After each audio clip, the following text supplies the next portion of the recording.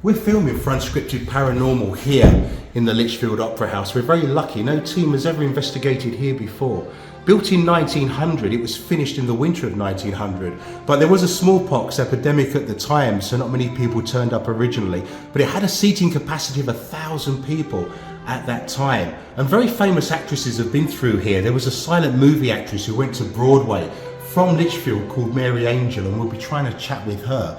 But also in 1936, the first woman to win the Best Supporting Actress award was Gale Sondergard, and she turned down the role of the Wicked Witch in The Wizard of Oz. So we'll have a chat with her and see if she has any regrets about that. So if you follow me through, we'll see who turns up tonight and what ghostly actresses appear.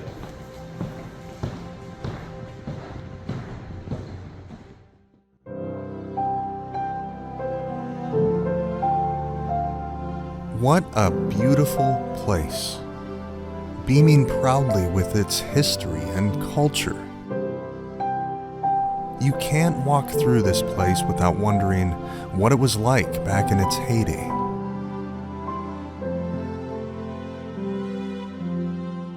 Before the investigation, the team is given the grand tour, and equipment is strategically placed around the building, primarily in the auditorium near the stage, and also the balcony.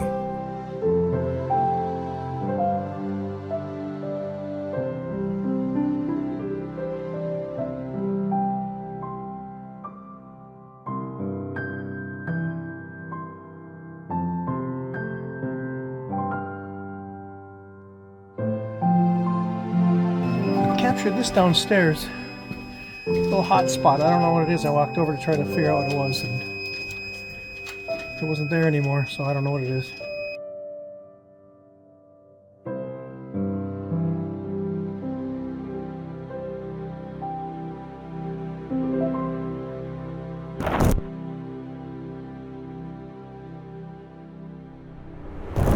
On the stage, it's temperature 60.2 also.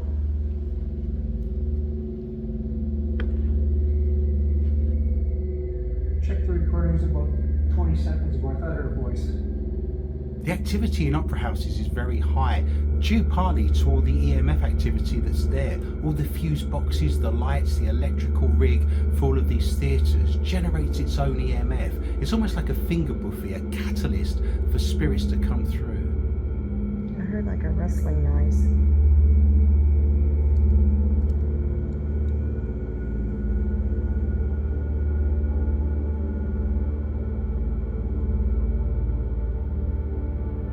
One of the reasons we're here is to talk to Mary, and Mary did come through, so I think when we turn on the ghost box there'll be a good opportunity for us to talk to her. I think she was ready and waiting to go.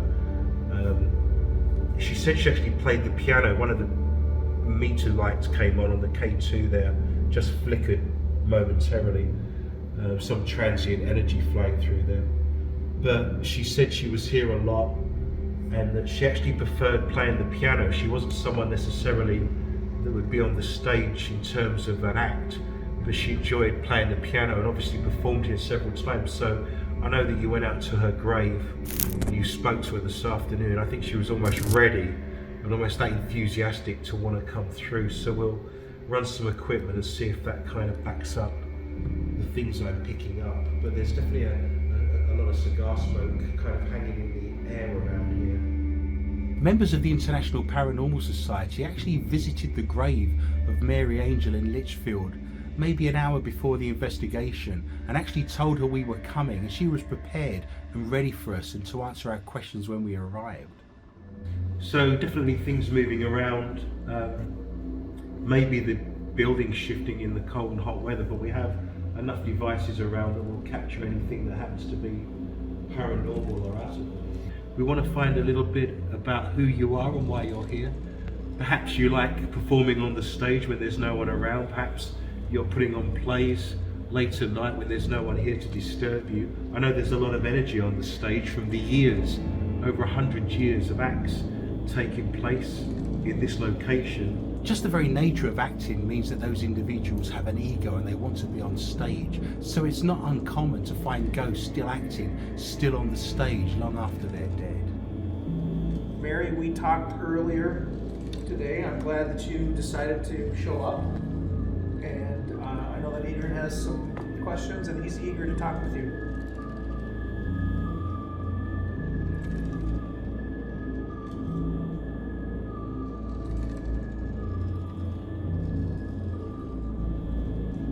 Scattered around the theatre, we have a lot of motion sensors, and they just measure movement. So we placed one up on the balcony, so if you're feeling a bit shy, we're all strangers, I've got a foreign accent, you're more than welcome to interact with us if you're standing up on the balcony. We have a lot of equipment on the stage right now. If you want to put on a production for us or a show, you're more than welcome to do that.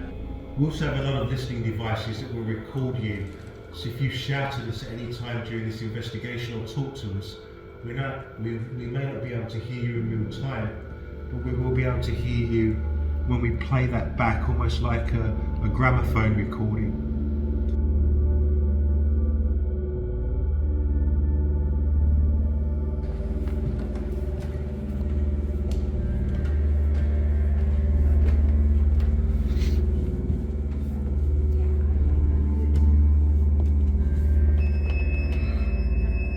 I trip the motion sensors upstairs in the balcony area as I check on the cameras.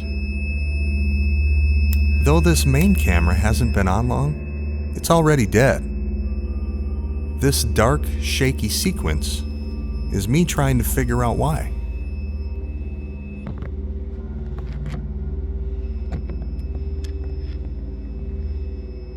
I discovered later that this camera only caught 15 seconds of footage earlier as I was setting it up.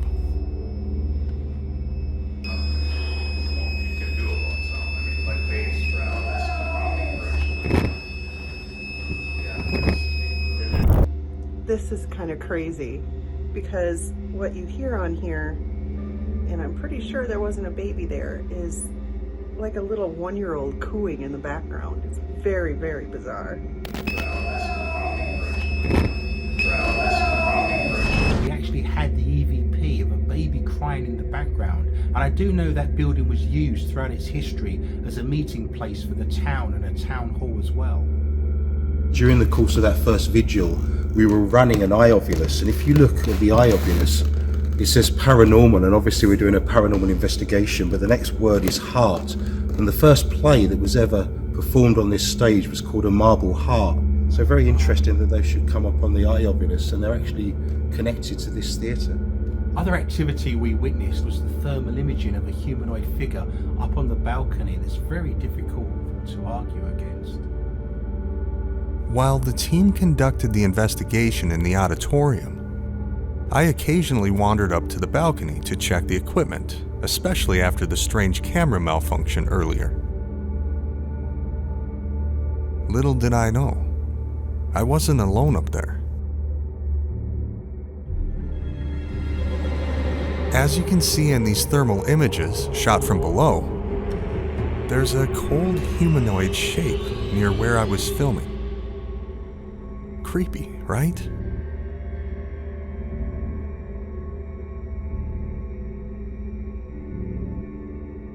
That white object is my body showing up warm on the thermal camera.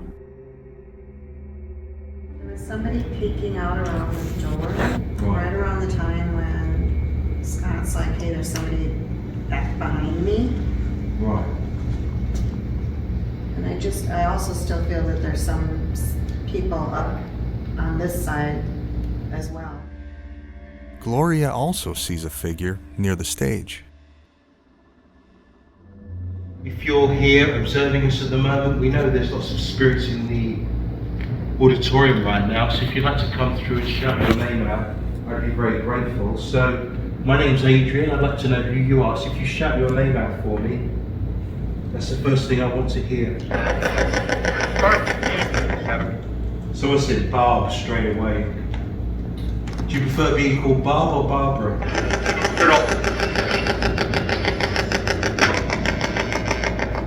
Someone actually said Erdl right there, and I know we've got a couple of people in the audience right now that have that last name. I want to talk to Mary right now. Can Mary shout her name out?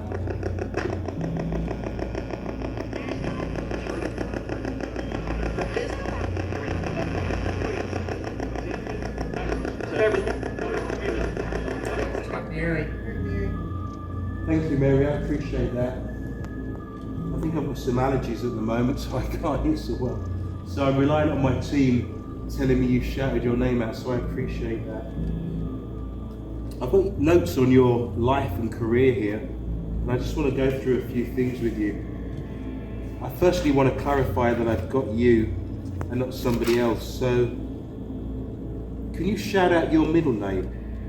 Mary, what's your middle name? Just so I can clarify that it's you.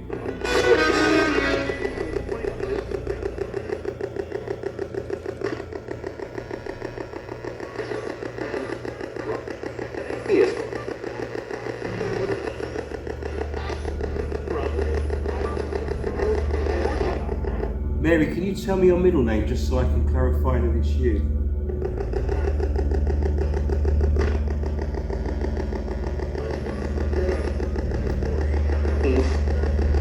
Jean. Her middle name was Jean. I thank you for giving me clarification of that.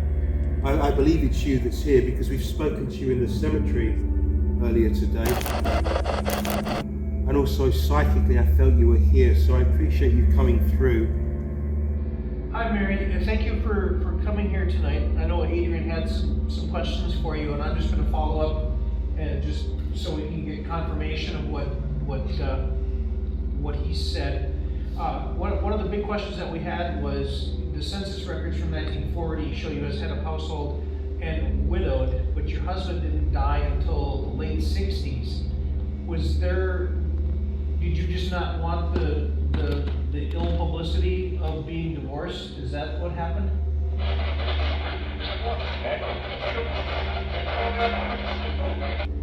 Mary, how many times were you married?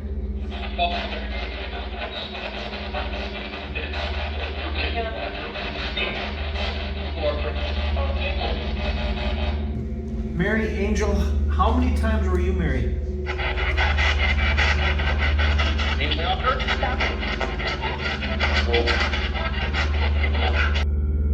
There seems to be a discrepancy that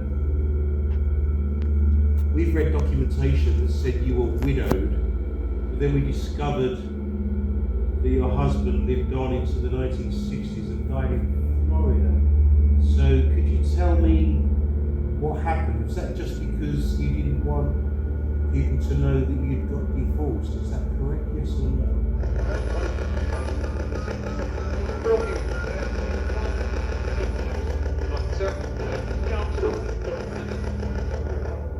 I want to...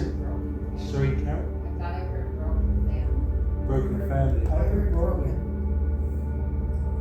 Obviously this is a sensitive subject, but as a historian, I want to get the facts right, and it concerns me if I see one document that says you were widowed and another document that says, that your French husband, Gustave, actually died in Florida in the 1960s. So obviously there's some discrepancy there. I just wanted to iron that out.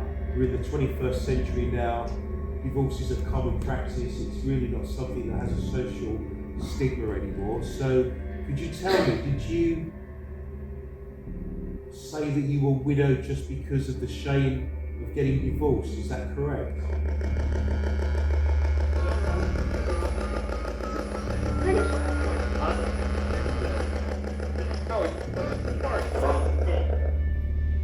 Mary, can you play the piano for us, please?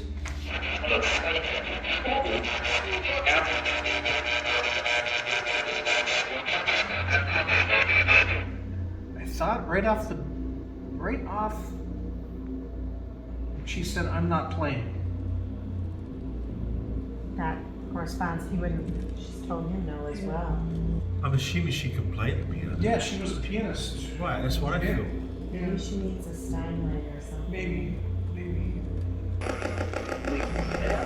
Someone said we. Last pass, someone said, Help me. We also got a we in there, which is obviously an acknowledgement of yes, French. French coming through the ghost box here is significant because Mary Angel's husband, Gustave, was French. Who wants help? Can you? I can't help you if you don't tell me what you need or want.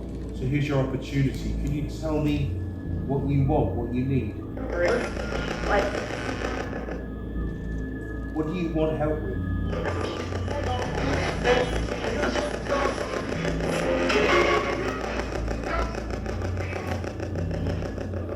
leave this running for a minute. You need to shout out or tell me what it is you need help with.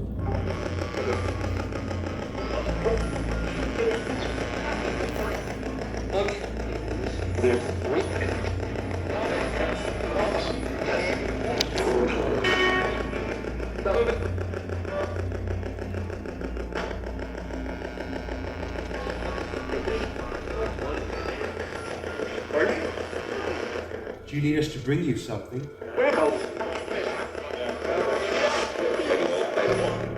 Is there anyone performing on the stage right now, yes or no?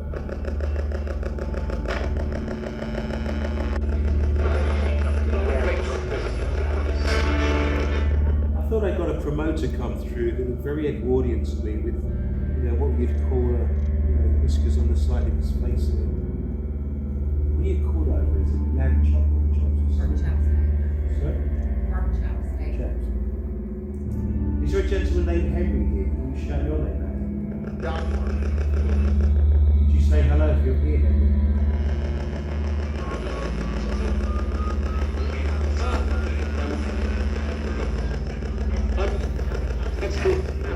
If you're here, Henry, can you say your name?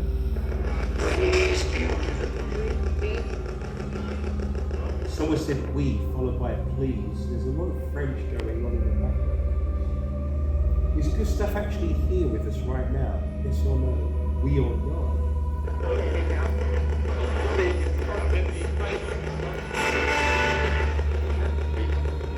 Quelle heure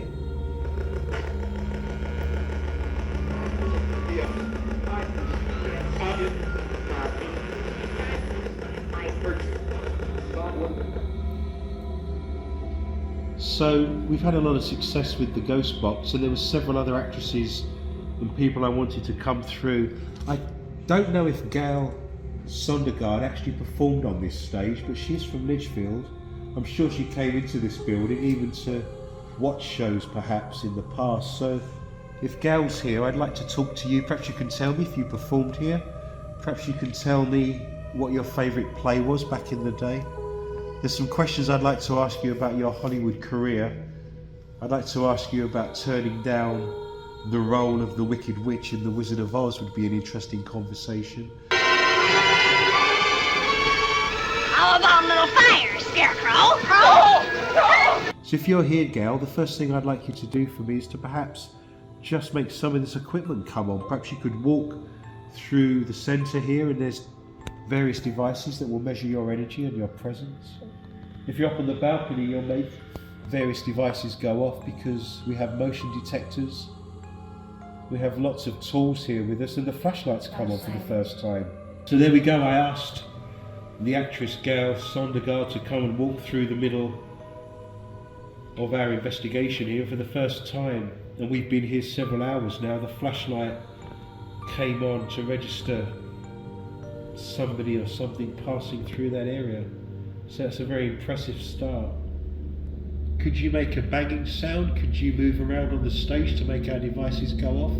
Anything you can do for me to help? We also have some cameras facing the auditorium. I know how much you like being on film. Perhaps you could be on film again from the dead. Perhaps you could sit on one of those chairs for me right now. Gail, I'd like you to come through and say hello to me so I know I've got you here. And I appreciate you turning the flashlight on and off. Could you come through and say hello to me or shout your name out, please?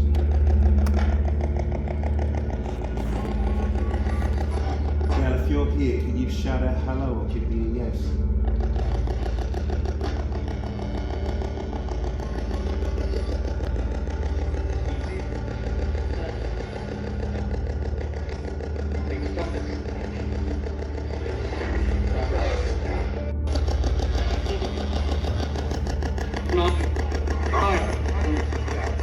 Gail, could you tell me your real name, please, or the name that you were born with?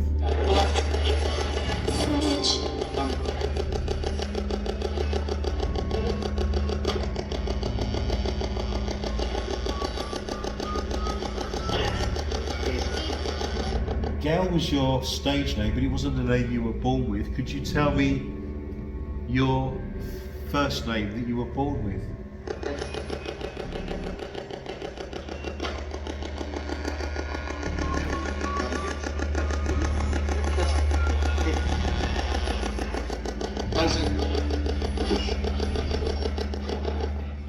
your ancestry? What were your parents or your grandparents' nationality? Can you tell me? Danish. Did you hear that? The number of children you had?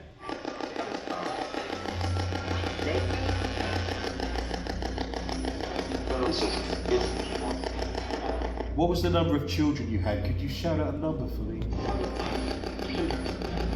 Someone said Kinder, which is obviously German. Can you find out if the word for children in Danish is Kinder as well, Gloria? Thank you. Could you tell me how many children you had? Give me a number.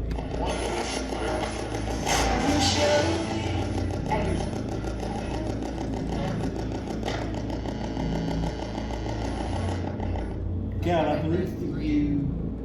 I thought I heard 3 on that. You thought you heard 3? Yeah. I think she had 2 actually. It's an incredible moment for you, but how would you describe that moment?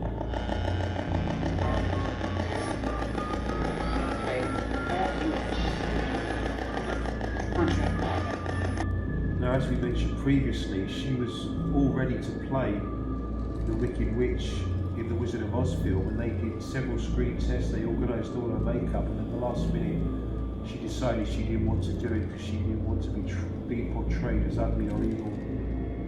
She thought that would affect her career. So, on the premise that you're now leading my questions to a certain degree, can you tell me what it was like? Perhaps, tell me about that decision to turn down that role. Do you have regrets over that?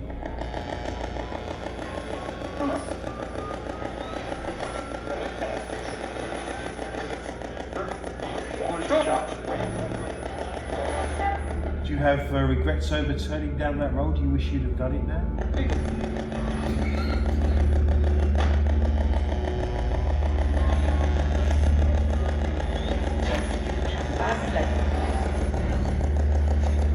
Do you think that witch should have been played sexy rather than ugly?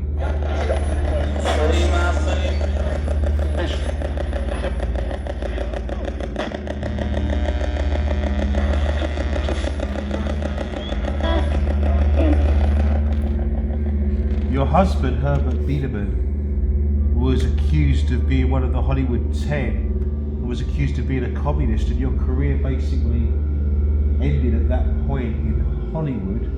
What are your thoughts about that? How do you feel about that now?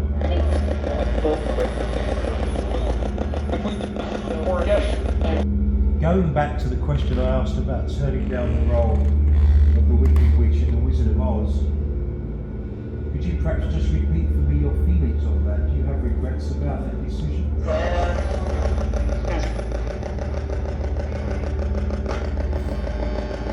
You regret turning down that role in The Wizard of Oz? Someone said regret. Said regret.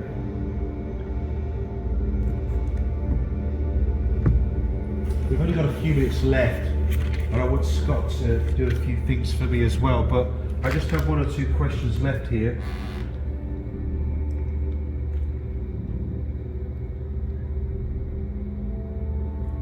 I want to ask you about some of the actresses you worked with and what they were like. Because obviously you spent time with them, you worked on films with them, and they're very famous actresses, so I'd be interested to know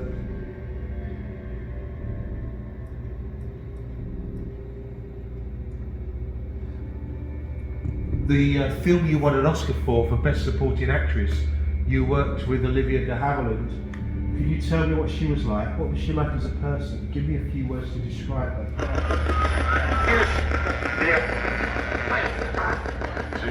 Did you like her?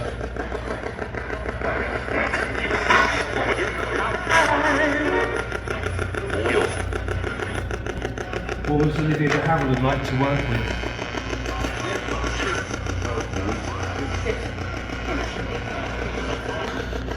Did you like spending time with her?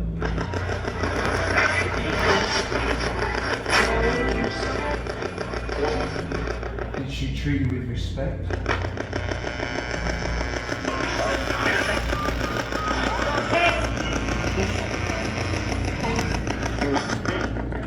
No, at the end, the female voice. She didn't treat you with respect. You're in a film called The Letter.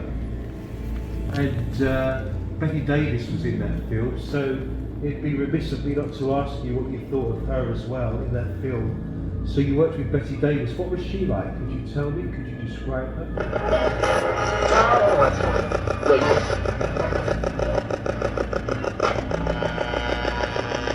What was Betty Davis like to work with?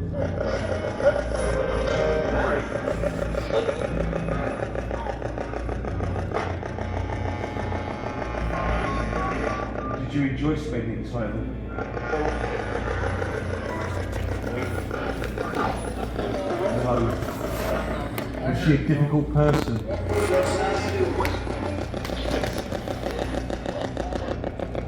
Hi, Gail. My name is Scott, and I've only got a couple minutes, so I'm going to jump right in. Can you tell me what was your birth name? Your first name? What was your birth name?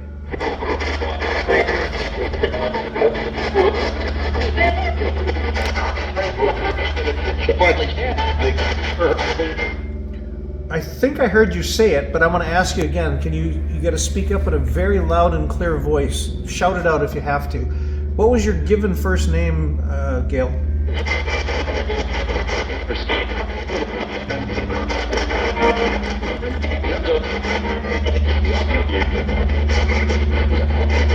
I thought I heard a man say it that time. I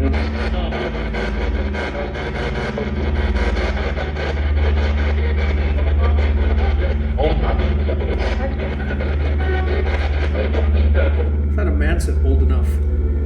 Gail, Persist with that question and then we'll wrap it up. Gail, how old? Shout out. How old were you when you performed in this building? I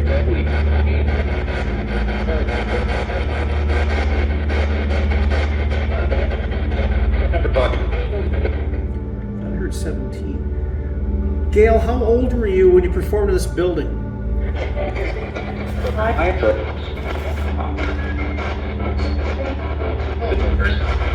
I apologize for asking the same question, and this is the last time I'm going to ask it. So, how old were you when you performed in this building?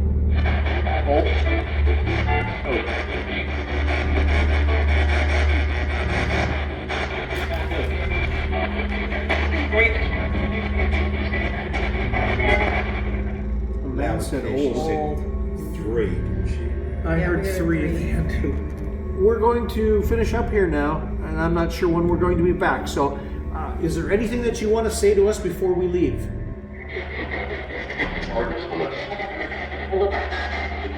Gail, it was nice meeting you, and we appreciate all of your input, both of you ladies. And if there's anything else, say it now.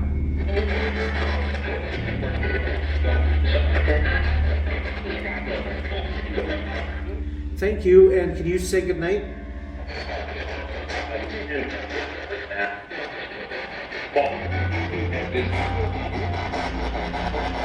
Good night.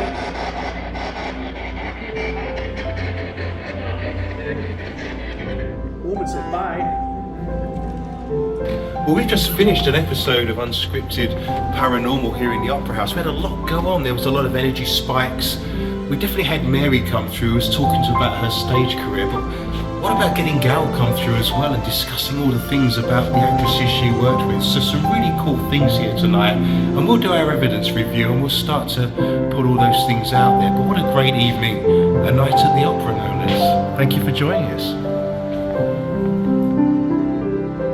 And with that, another adventure back through time comes to an end. Thanks for watching.